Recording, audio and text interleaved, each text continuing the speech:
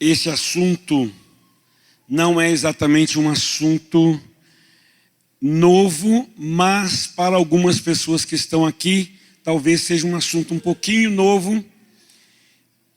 E eu vejo que o mundo sofre do que eu vou falar aqui hoje. Eu queria falar sobre um espírito de orfandade com relação a Deus, que muitas pessoas às vezes vão à igreja, se convertem, entregam a vida, ou não são orientados o suficiente, ou não recebeu um toque, enfim. E elas acabam dentro de um grupo, de uma igreja, mas sem um contato profundo com Deus, sem ter recebido a verdadeira filiação de Deus no coração. E aí são pessoas que ficam, de certa forma, fazendo parte de um grupo, mas ela não tem aquela intimidade com Deus. Ela não se encontra. E aí fica aquela interrogação: eu entreguei a minha vida, mas eu não consigo fluir em Deus, de ter um contato mais profundo. E com o tempo se passando e algumas coisas que ela não consegue superar ou vencer, ela vai gerando no coração uma situação que essa falta de filiação, com o tempo, vai dando a ela uma impressão falsa de rejeição no coração. Ela começa a falar assim: Deus não me ouve, minhas orações não são atendidas. Então, na verdade, Deus não me ama. Eu vou no grupo, eu vou à igreja, entre aspas, algumas pessoas com medo de acontecer uma vinda de Jesus e ele ficar para trás, ou ele ir para o inferno, mas aquela motivação dele ir para a igreja é baseada no medo, e não na real necessidade dele encontrar Deus. Não, a pessoa pode chegar normalmente sem ser pelo medo, mas com o tempo ela pensa assim: não estou sendo atendido, Deus não me ama, Deus não me quer. E existe no mundo espiritual uma força espiritual do inimigo que trabalha contra a vida da igreja. Ele trabalha contra nossas vidas. Isso está em Apocalipse. Eu vivo falando sobre isso para os irmãos estarem atentos a isso. O acusador da igreja está constantemente diante de Deus nos acusando. Só que, já ia começar a dar spoiler do final da palavra, não vou deixar vocês ficarem com um pouquinho de curiosidade aí. Então, o título dessa palavra, ela é o seguinte: o que é o espírito de orfandade e como removê-lo de dentro de nós? Então, falando um pouco mais sobre esse espírito, ele precisa ser removido. Obrigado. Eu vou dar um exemplo para vocês. Quando você não consegue chegar a Deus com liberdade, você vai criando essa barreira de rejeição. E esse espírito de orfandade, aquele sentimento de não tenho ninguém, Deus não me ama. E isso é piorado quando a gente teve uma criação onde um pai foi ausente na nossa vida, ou foi opressor de alguma forma. Isso piora. Por isso que eu digo que esse assunto não é estranho a todos. Se você teve uma dificuldade com o seu pai, provavelmente essa dificuldade ela é transferida depois para Deus. E eu quero dar um pequeno testemunho, coisa que eu acho que eu nunca falei. Ao contrário disso que eu estou falando, eu tive um pai que foi fantástico. Obrigado. Eu nasci, rapidinho aqui, ele tinha 65 anos, eu sou do segundo casamento, ele era viúvo.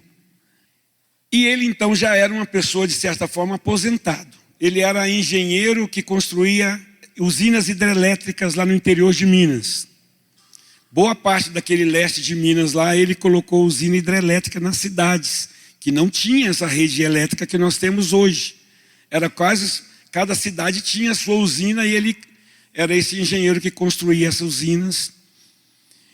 E ele já estava mais ou menos aposentado nessa época e assumiu a fazenda lá da família dele, que cuidava de gado e café.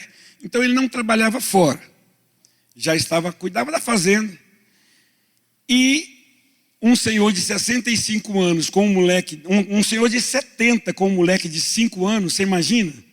A distância E o meu pai, para piorar a situação nessa questão da distância dos 5 anos com os 70 dele, ele nasceu em 1901.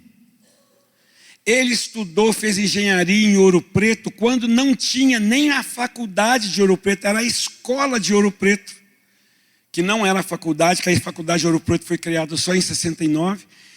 E ele tinha toda uma criação antiga dos meus avós.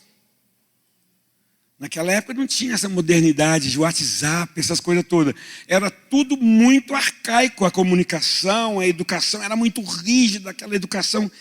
E ele ainda era militar, porque naquela época, pouco depois que a capital do Brasil tinha saído do Rio, né, toda a movimentação não estava em São Paulo, estava no Rio. E aquele leste de Minas era mais longe de Belo Horizonte, mais longe de São Paulo do que do Rio. Ali, você pega uma estradinha que passa perto da minha cidade, você ia direto para o Rio. Então ele foi criado lá no Rio. Então ele era uma pessoa que teve uma educação diferenciada. Eu estou falando isso, depois eu vou explicar por quê. E depois veio assumir lá a criação, a herança da família dele lá. E eu nasci com 5 anos, ele tinha 70. A distância da educação que ele tinha recebido e da idade que ele tinha para mim era um abismo. Era um abismo. Então, quando eu cheguei aos 17 anos, que eu queria ouvir rock, né? Alguém lembra aí de... Vocês não adianta falar, não adianta, vocês não vão lembrar. The Purple, Nazaré e mais... Era isso que eu ouvia, eu não entendia nada, que eu não falava inglês naquela época. Tão pouco falo bem hoje, né? A gente consegue entender The Books on the Table. E aí, a distância era muito grande.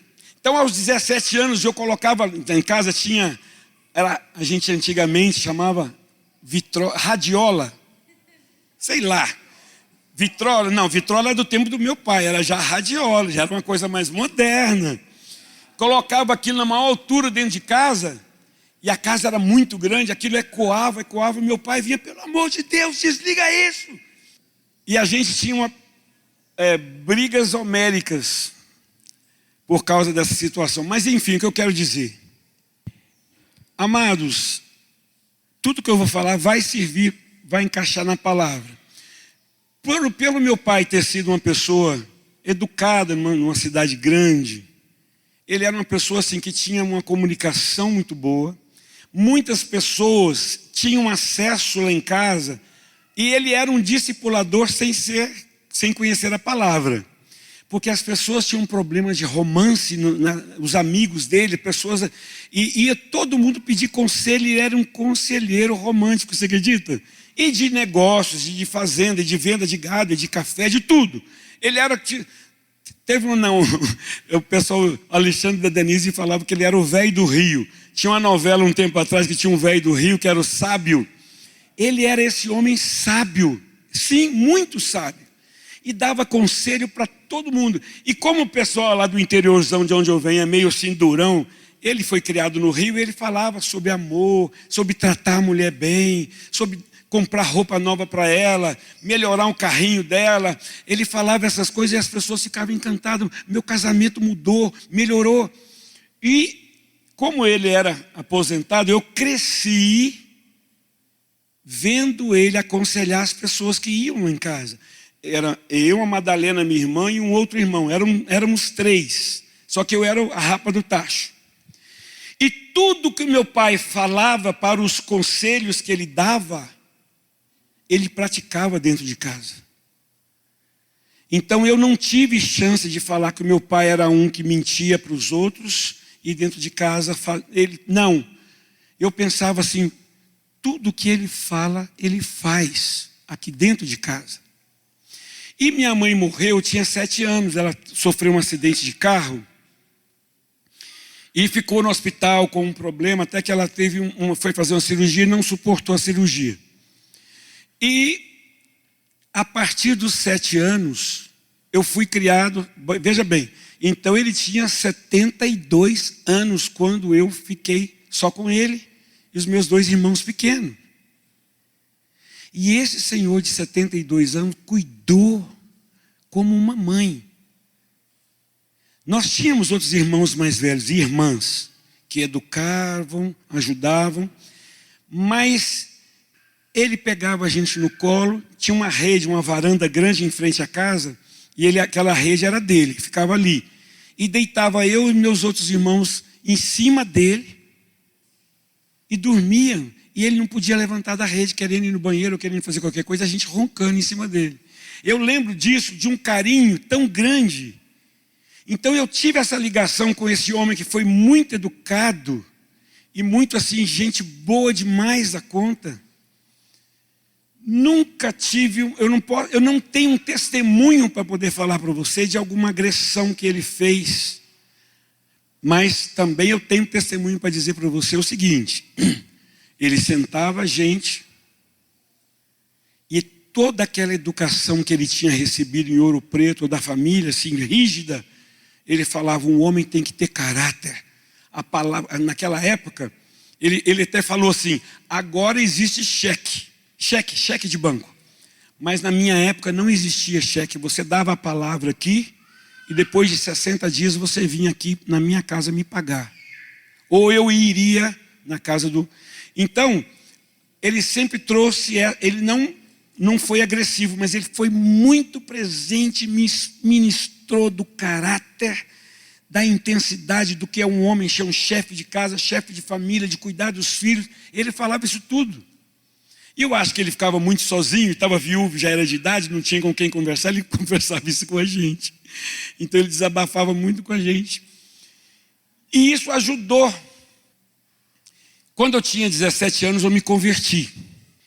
E aquelas brigas homéricas que eu tinha com ele, aquelas discussões que eu tinha com ele, o Espírito de Deus, olha só, deixa eu falar, eu me converti, não tinha igreja, uma pessoa foi lá na fazenda, falou do Senhor para mim e foi embora, depois de uma semana.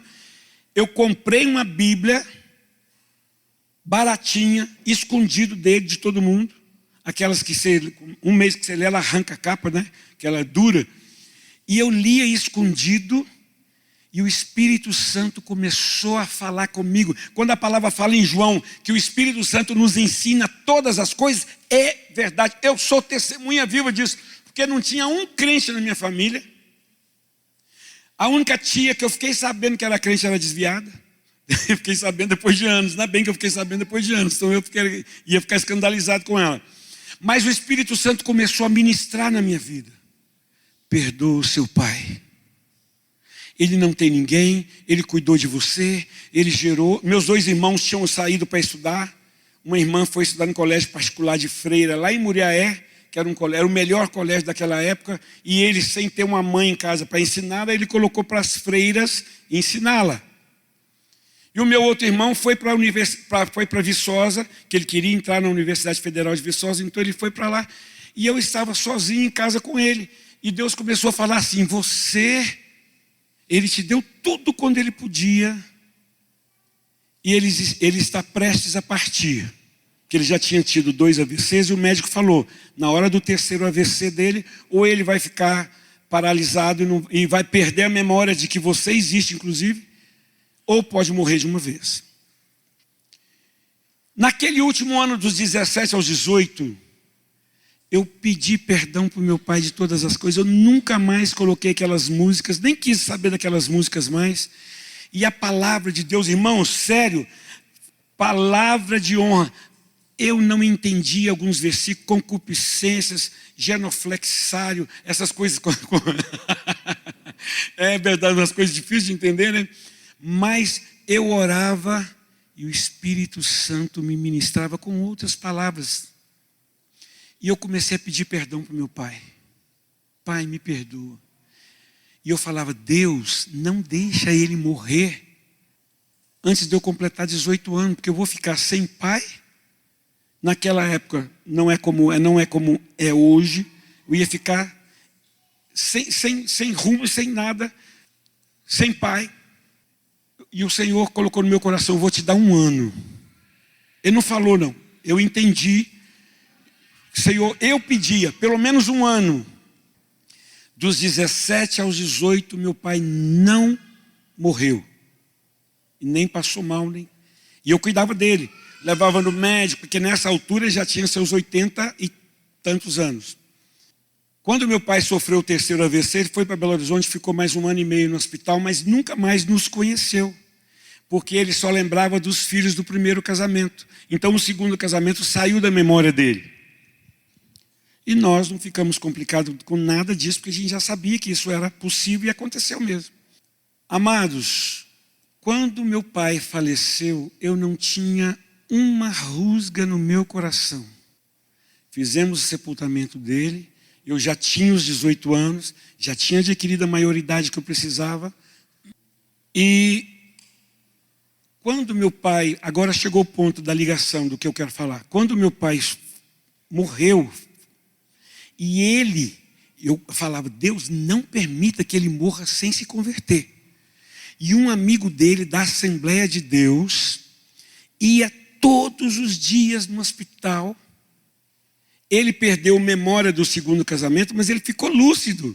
Incrível, não sei como é que o cérebro acontece, né? E ele ouviu da palavra de Deus e ele se converteu. Um dia depois ele morreu. Então ainda foi para a glória. Quando meu pai foi, eu falei com Deus, Deus, agora você é o meu pai. E eu não tive a experiência desse espírito de orfandade. Porque aquele amor, o meu pai, ele foi tão amoroso. Eu me lembro de quando eu dormia em cima da barriga dele. Ele já não aguentava mais, já estava com 7, 8 anos, né, pesado. Lá na rede, e ele conversava e contava caso. Ele se tornou meu amigo naquele último ano. Então eu quero dizer para você que eu tive um privilégio de fazer a transferência do meu pai para o Deus que agora é só eu e o Senhor. Não tem mais o meu pai.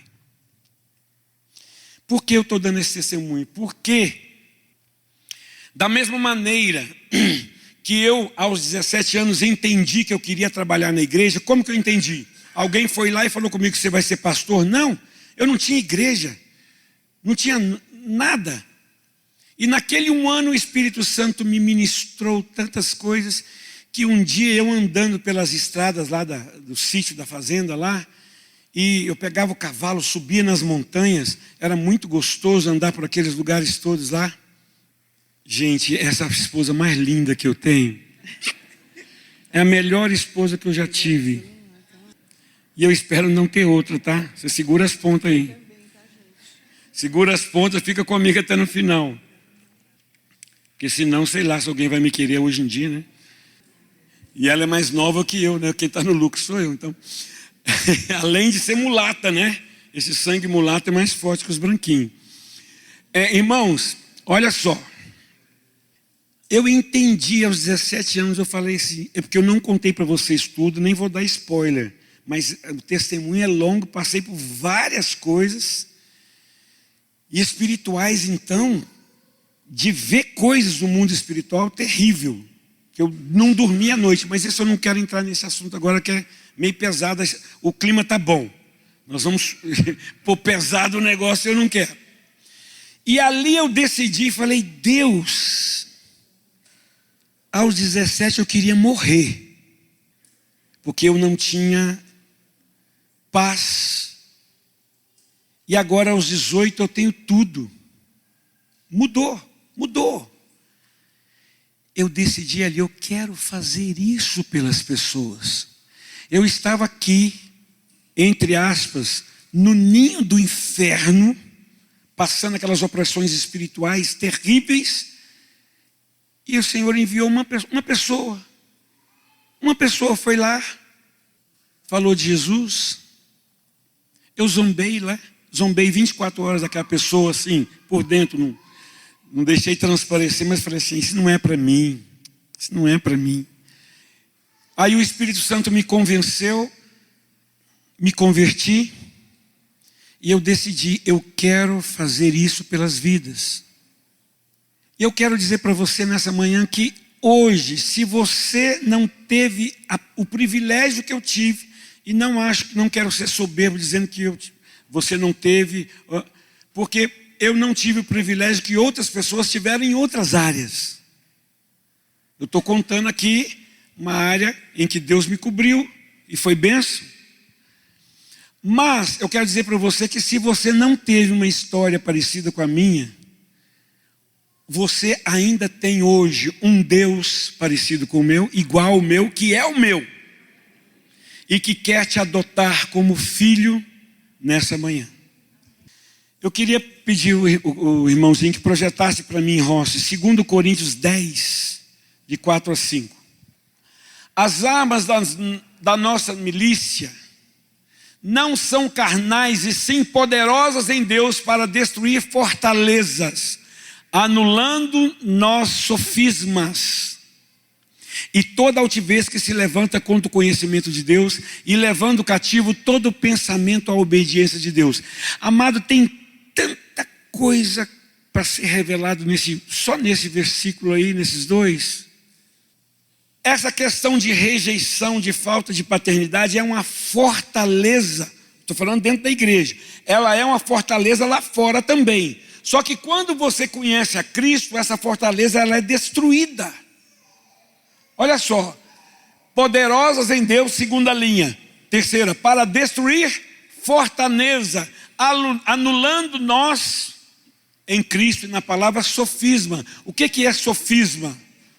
Eu aprendi de um amigo meu lá em Brasília, o pastor Irã, que já está com Cristo na glória, que sofisma era uma verdade destituída da verdade. É um engano. Tipo assim, fala comigo assim, você tem tal defeito? Ok, tenho. Então o Senhor não te quer por esse defeito? Não, eu tenho tal defeito, mas o Senhor me quer com ele. Então muitas vezes o inimigo usa de coisas que nós temos, que nós não conseguimos, debilidades que nós temos, para dizer você não pode. Isso é um sofisma. A palavra não diz que nós podemos todas as coisas naquele que nos fortalece, então ponto final, acabou. E o inimigo usa muito essa rejeição. E pessoas às vezes passam de igreja em igreja, em igreja, ou buscando a vida, ou num casamento para outro, de um namorado para outro, de um carro para outro, de um trabalho para outro, procurando algo que vai preencher. E muitas das vezes, nesses anos todos que eu trabalho com gente, muitas das vezes é problema na criação, pai e mãe, abusos, situações que ela passou e ministrações dessa fortalezas na mente. Então, em nome de Jesus, se você está aqui hoje e se existe qualquer fortaleza na sua mente, nós vamos quebrá-la hoje na autoridade do nome de Jesus Cristo. Eu queria pedir você, aqueles que quiserem, fica livre. Se puder fechar os seus olhos um momentinho, pensa aí um momentinho. Eu tive situações com meu pai? Hoje nós vamos tratar da situação com o pai. Tem situações com mãe, tem situações com irmãos, mas hoje nós vamos falar dessa questão.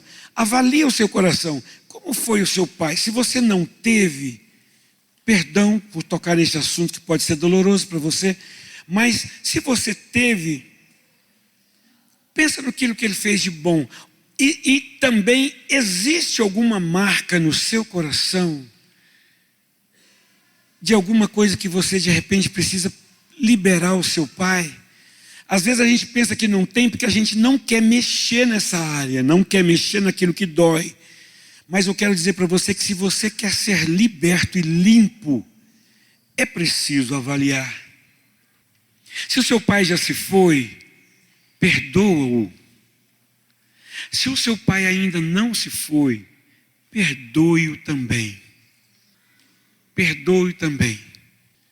Pensa um minutinho da sua história com ele, porque nós queremos uma igreja livre para se relacionar com o Pai. Primeiro ponto, vou dar mais um minutinho, que eu vejo que algumas pessoas estão em reflexão ainda. Diga assim: Senhor, ainda que eu não queira que isso me doa, eu quero te pedir que o Senhor me ajude a perdoar, porque perdoar é uma ordem da palavra.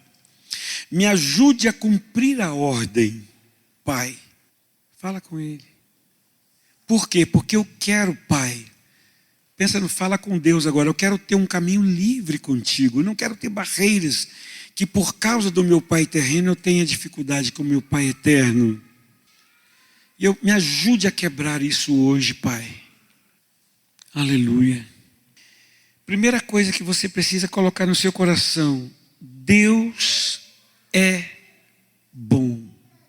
Repita comigo bem baixinho: Deus é bom. Vamos ler então o Salmo 145, 9. O Senhor é bom para todos, e as suas ternas misericórdias permeiam todas as suas obras.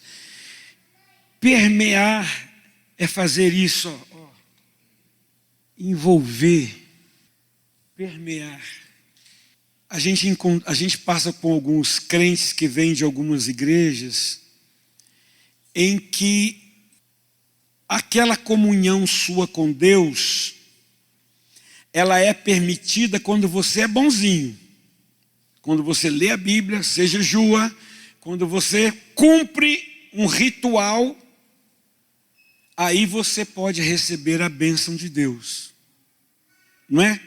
Você já deve ter ouvido falar isso. Isso não é verdade, mas algumas igrejas ensinam isso, e até usam isso para dizer: se você não obedecer, ou se você não fizer isso, você vai para o inferno, ou tal coisa vai acontecer, ou uma desgraça vai acontecer, né? Um câncer vai te pegar. Gente, sorry, infelizmente isso acontece. Não concordamos, não gostamos. Nós queremos inclusive desmentir essas coisas sobre a sua vida. Então algumas pessoas que já chegaram com o espírito de rejeição ou com falta de paternidade, elas acabam desenvolvendo ainda mais, porque elas não conseguem agradar a Deus. Gente, pois Paulo disse, não foi Paulo que disse, ou eu estou mentindo aí? Miserável homem, quem me livrará do corpo? Aquilo que eu quero, eu não faço. E aquilo que eu quero? Então você pega uma pessoa dessa que chega aqui no nosso meio, que não é um Paulo, que tem aquele conhecimento, aquela inteligência, aquela sapiência toda que ele tinha, e você pega um irmãozinho simples, e quando o irmão peca, você fala assim: pecador, infame, o inferno te espera. A pessoa fica fritando naquela chapa, ele já começa a queimar no inferno antes mesmo que nem Deus nem o condenou.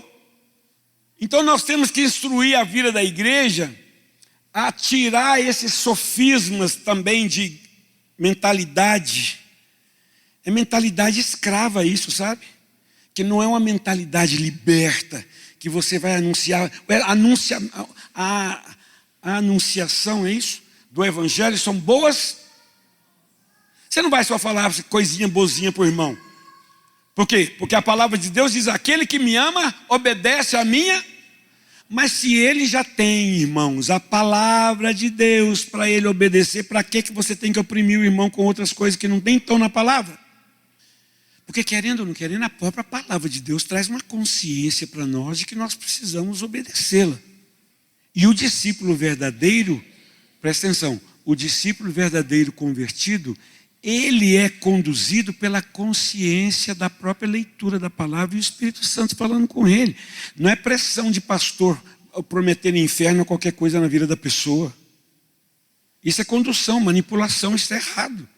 Você tem que instruir a pessoa para ela ler a palavra, aquela palavra entrar no coração dela, porque eu não tive durante um ano pastor nenhum, nem discipulador, não tive ninguém, ainda lia a Bíblia escondida depois que o meu pai ia dormir, com medo dele passar um corretivo em mim. E depois eu descobri que ele não estava nem aí. Depois de um ano que eu escondi, quando eu contei para ele, eu falei assim: para que você escondeu isso de mim?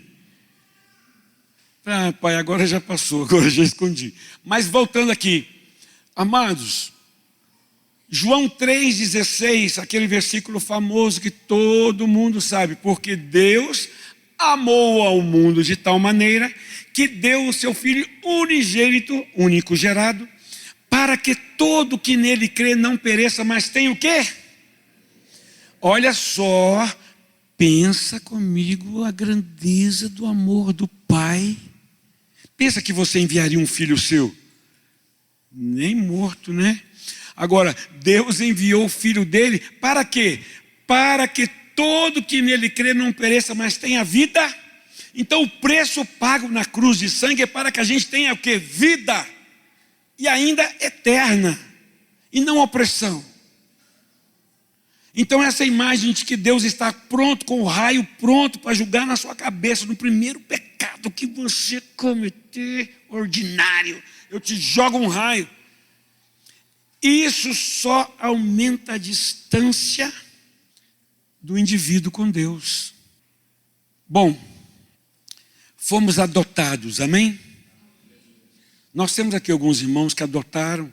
Quando você adota, o que acontece? Você vai lá no cartório, primeiro toda a documentação, e você coloca o seu sobrenome no menino, na menina, e a partir de agora, acho que tem um tempinho, mas depois daquele tempinho de aprovação, é seu filho. Você não desvencilha daquilo mais não. Você tem um tempo até para desvencilhar, eu acho. Estou falando agora de coisas que eu não tenho tanta convicção. Mas, passado aquele período probatório, acabou. Aquele filho é seu. Então, meu irmão, se você já foi adotado, o período probatório já passou. Você é dele. Amém? Eu sou dele. Só que eu tenho essa convicção. E você tem, ou se não tem, você vai ter. Porque se você tem essa convicção, acabou. Nada pode te tirar essa filiação, essa identidade. 2 Coríntios 5, 18 a 20 fala o seguinte. 2 Coríntios 5, 18. Ora, tudo provém de Deus, que nos reconciliou consigo mesmo por meio de Cristo. Amado, pelo amor de Deus, olha isso. E nos deu, além de ter me reconciliado, Ele nos deu, igreja, Ele deu a você o ministério da reconciliação dos que estão perdidos com o Pai. Você é o canal. Você é, assim como aquela boca foi lá no ninho do inferno e falou para mim, e eu aceitei Jesus, e hoje estou aqui. Na hora que você anunciar boas novas, pessoas que estão... Gente, eu estava em trevas, que eu ia me suicidar mesmo. Eu tinha feito a primeira tentativa, e essas fazendas de café têm tanto veneno de rato e de colocar no café, Roundup, essas coisas. Eu tinha várias chances de tentar. Só que Jesus interveio e entrou na história. Com uma pessoa que falou de Jesus para mim. Mas vamos voltar aqui. A saber que Deus estava em Cristo reconciliando consigo o mundo, não imputando aos homens as suas transgressões. Então a nossa obrigação é anunciar essas boas novas para resgatar e não ficar imputando sobre os outros as transgressões dele. Não foi dado nem Jesus. Estava lá, a prostituta acabou de ser pega em adultério. Eles tinham convicção que Jesus ia mandar um raio na cabeça daquela coitada ali no meio de todo mundo. E ele disse: quem não tem pecado, atire a primeira pedra. Não é? Quem de nós, crente com o narizinho empinado, iria dormir na casa de Zaqueu, um ladrão, safado, sem vergonha, ordinário? Era isso que ele era. Depois ele se converteu, deixou de ser. Restituiu, pagou. Ele pagou, ele restituiu. E Jesus lá, dormindo, não sei se foi dormir, sei que foi comer, não sei se ele dormiu lá. Não estou lembrado se ele dormiu, mas que comeu, comeu. E o judeu não comeria com uma pessoa dessa, não pode. Ele foi educado para nem sentar com um ímpio. Ele comeu na casa dele. Para você ver muitas vezes o nível de julgamento que nós temos, de preconceito que nós temos, e falamos que queremos ter a imagem de Jesus. E Jesus olha para a gente e fala assim: você não se parece comigo. Bom, então nós devemos saber nisso tudo que o Senhor também nos deu esse ministério da reconciliação. De sorte que somos embaixadores em nome de Cristo. Irmão, olha, tem muita feijoada aí. Você hoje está tendo um papel de embaixador do reino de Deus aqui na terra. Como é que está seu coração? Como se Deus exortasse por nosso intermédio. Olha só, de sorte que somos embaixadores em nome de Cristo, como se Deus, exortação, ao contrário, já ensinei isso para os irmãos, muita gente acha que exortação é você passar um pito no irmão, não é. Isso é admoestação. Exortação é você, opa, vamos caminhar, vamos andar. Então a igreja, em nome de Cristo, ela exorta: vamos levantar, vamos tirar o espírito de orfandade. O Senhor está aqui com todo o amor dele para poder colocar você assentado nas regiões celestiais. Não é isso que a palavra diz? Já estamos assentados, não porque merecemos. Eu sei que eu sou bonito, mas não é por causa disso. Convencido, né? Mas eu sou bonito, sabe por quê? Porque Cristo está aqui dentro. Você que é feio como eu, pode se alegrar. Jesus te coloca beleza. Amém? Quando eu olho para você, eu não vejo a sua feiura. Tá, irmão? Quando eu olho para você, eu não vejo a sua, eu vejo Jesus em você. Ainda bem que é o Regis, que ele não tem problema nenhum. Então, irmão, olha só. Em nome de Cristo, pois, rogamos que vos reconcilieis com Deus. Então, essa palavra hoje é para você. Estou trazendo essa palavra para você, que se você teve situações em que hoje você tem essa dificuldade desse trâmite legal com Deus, essa liberdade com Deus, hoje o Senhor está dizendo que Ele quer reconciliar você com Ele. Ah, mas pastor Ari, eu já sou crente, eu já sou batizado nas águas há muito tempo. Não é disso que nós estamos falando, criatura. Você acha que os 3 anos e meio que Pedro andou com Jesus, ele também não era? E ele não negou? E depois não chorou amargamente? E se posicionou? Pedro se ressignificou. É isso que aconteceu com ele. E muitas vezes nós temos que nos ressignificar também, nos posicionar. Então, olha, eu andei igual Pedro, no ministério de Jesus, vendo aqueles milagres todos os dias, mas eu ainda não estava resolvido aqui dentro. Vamos seguir. Lucas 14, 18. Por gentileza, querido. Não obstante, todos a uma começaram a escutar. Não é esse texto, mas acho que eu coloquei errado. Mas o texto é: o Espírito do Senhor está sobre mim. Lógico, né? Fui fazer isso, esse versículo, fui buscar, já era 1h da manhã de ontem. Com certeza eu cochilei. Então, o Espírito do Senhor, a minha secretária, minha melhor esposa do mundo, ela já está achando o versículo para mim, que ela sempre faz isso. Né? Tem em Isaías e tem em Lucas. Isaías 61, qual? Tá. Mas depois que você pegar, você me fala, eu vou passar para o Rossi. Amados, o Espírito do Senhor, diga assim: o Espírito do Senhor está sobre mim. Está sobre mim. Ou você pode até dizer, está dentro de mim. Então nós temos toda a cura, todo o remédio para sermos sarados em Deus. E o diabo não tem que ministrar mais a sua vida em nada. Em nada. Oh, aleluia. E o Espírito do Senhor está para quê? Porque o Senhor me o que, igreja? Enviou-me a curar os quebrantados de coração, a proclamar libertação aos cativos e pôr em liberdade os algemados, a proclamar libertação àqueles que estão em fortalezas, em cadeias, em sofismas. Em nome de Jesus, cadeias e sofismas serão quebrados nessa manhã. Eu quero declarar que você vai sair deste lugar com aqueles que têm alguma dificuldade com o Pai terreno perdoado e conectado com o Pai Celeste. Em nome de Jesus. Vamos falar sobre ressignificação versus identidade. Romanos 8,16.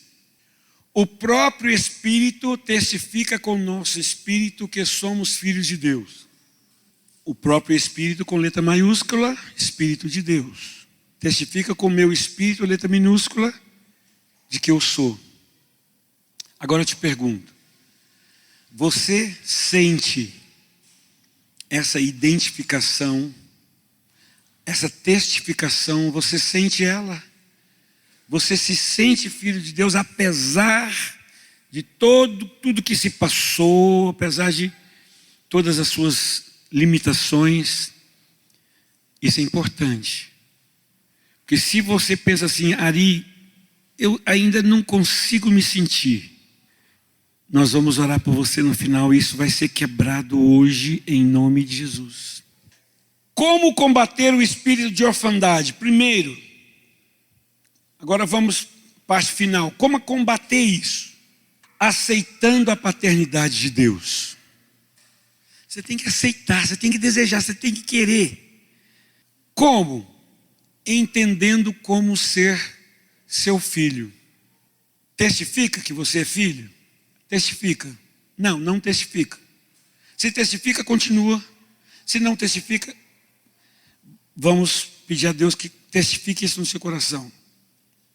Encontrando a segurança em seus braços. Porque como o pai foi autoridade e de qualquer forma ele trouxe dano para você, na hora que você olha para o outro pai que também é autoridade, você tende a crer que aquele ali está com realmente o raio na mão para te julgar. É mentira, isso é mentira, esse sofisma vai ser quebrado. Buscando cura e transformação. Como? Sendo curado das feridas emocionais. Então, eu queria pedir mais um momentinho. Avalie no seu coração.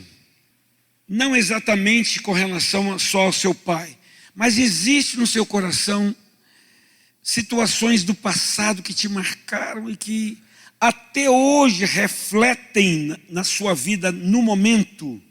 Se você já deixou para trás, nem toque nisso, porque lá está, é o lugar dela. Mas se isso ainda te ativa, traz um gatilho para você de alguma forma emocional, lembre disso agora e vai apresentando para o Senhor e fala assim: Senhor, eu estou lembrando dessas coisas aqui, eu quero apresentá-las todas diante da tua presença, eu não quero mais isso. Eu tenho que te dizer que eu passei anos lembrando de coisas e colocando diante do Senhor, porque eu tinha muitas. E até hoje, de vez em quando, se eu lembro de alguma coisa que passou pelaquela peneira, eu falo: Senhor, eu quero depositar isso aqui. Alguma lembrança que vem, que traz um mormaço de dentro, que traz uma borra de dentro ali, eu falo: Senhor, eu não quero isso. Isso é latas de mendigo, são sacos de mendigo, né? É lixo que eu juntei, para me agarrar em alguma coisa, e eu não preciso mais disso. Não é verdade?